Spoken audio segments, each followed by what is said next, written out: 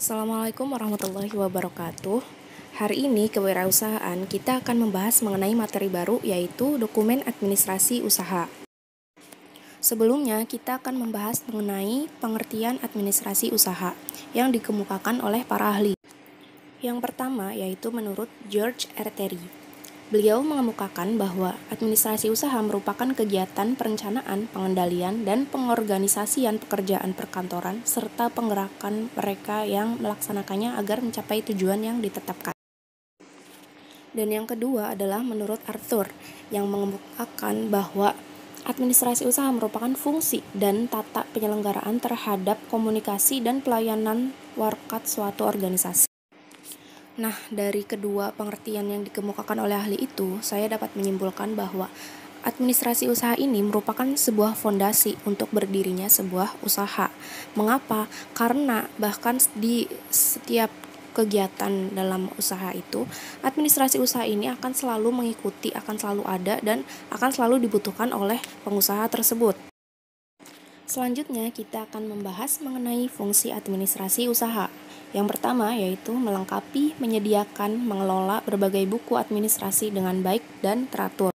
Karena dengan adanya administrasi usaha ini, maka akan diketahui semua kegiatan usaha yang kita lakukan, mulai dari pengadaan barang, pembelian barang, keuntungan, kerugian, dan sebagainya akan tercatat dengan baik. Fungsi yang kedua yaitu mencatat berbagai alat perlengkapan perusahaan dan kegiatan usaha dalam buku administrasi. Yang ketiga yaitu mengerjakan berbagai buku administrasi perusahaan, dan yang keempat memelihara berbagai buku administrasi dengan baik dan benar. Karena semakin baik pengelolaan dari buku administrasi usaha yang kita miliki, maka akan semakin baik juga kualitas administrasi usaha tersebut. Misalnya pencatatan yang rapi dari mulai transaksi, keuntungan, kerugian, pengadaan barang, dan sebagainya.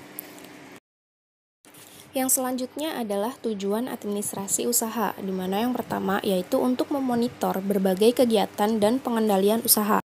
Nah, melalui administrasi usaha ini, kita akan mengetahui ke arah mana usaha kita berjalan, ataukah sudah memperoleh keuntungan atau malah justru kerugian yang kita dapatkan. Yang kedua, yaitu mengamankan jalannya kegiatan usaha. Nah, dari laporan yang kita dapatkan sebelumnya, apakah usaha kita mengarah ke keuntungan yang besar atau malah kerugian, di situ kita bisa mengambil tindakan. Akankah kita mengembangkan usaha kita menjadi lebih besar atau membuka cabang atau mengerem dulu produksi untuk bulan ini. Untuk bulan selanjutnya jangan diperbanyak dulu karena kita bulan sebelumnya mengalami kerugian. Tujuan yang ketiga adalah mengevaluasi kegiatan usaha. Nah, dengan adanya administrasi usaha ini, pastikan kita akan memperoleh laporan bulanan dari usaha kita. Misalkan laporan bulanan ini mengalami penurunan penjualan. Itu dari situ kita bisa mengevaluasi apa yang harus kita lakukan untuk penjualan bulan depan. Sekarang kita masuk ke tujuan yang keempat, yaitu menyusun program pengembangan usaha.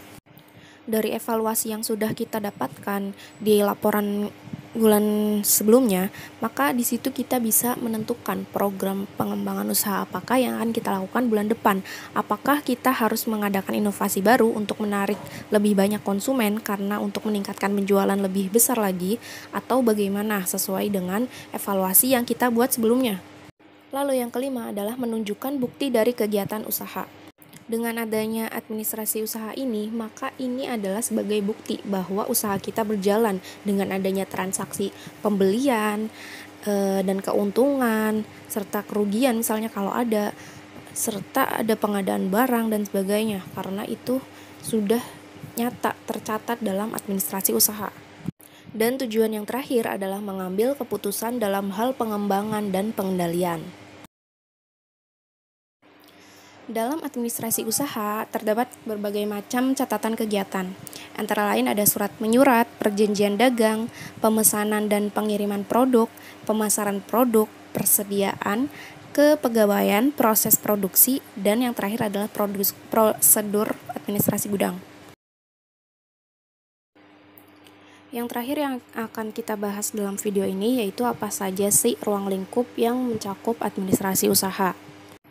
Yang pertama yaitu menghimpun, yang mencakup mencari dokumen berbagai keterangan. Yang kedua yaitu mencatat, yang mencakup membubuhkan keterangan-keterangan dalam administrasi usaha. Yang ketiga yaitu mengelola, yang mencakup menyajikan keterangan-keterangan dalam administrasi usaha.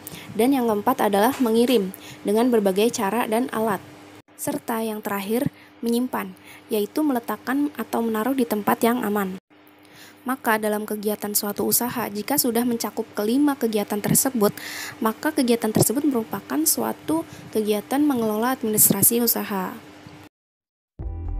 Demikian video materi kali ini. Terima kasih yang sudah menonton sampai akhir. Wassalamualaikum warahmatullahi wabarakatuh.